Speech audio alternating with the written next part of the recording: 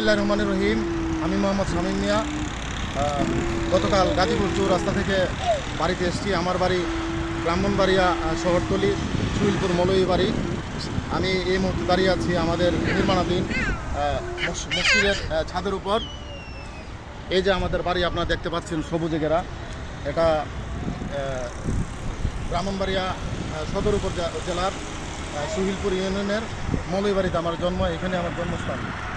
আমার পিছনে জলচত্বর বাজার খ্যাত এক সময়ের বর্তমানে সুহিলপুর বাজার।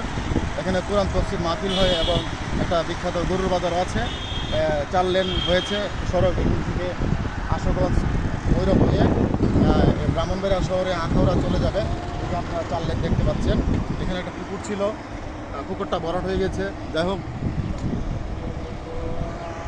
আপনারা দেখতে পাচ্ছেন আমার জন্মস্থান সুহিলপুরের ঠিক পূর্ব দিকে তালুকদার বাড়ি বা খোলাপাড়ার সামনেই এই যে দূরে দেখা যাচ্ছে তিতাস নদী।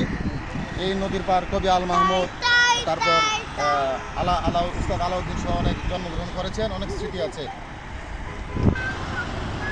আমাদের মৌলভীবাড়িতে আমি জন্ম নিয়ে গৌরব করছি। সারা দেশে যে পরিচয় তার অবদান এই মৌলভীবাড়ি। এখানে মাওলানা আব্দুর রহমান সহ আরও অনেক গুণীজন জন্মগ্রহণ করেছেন।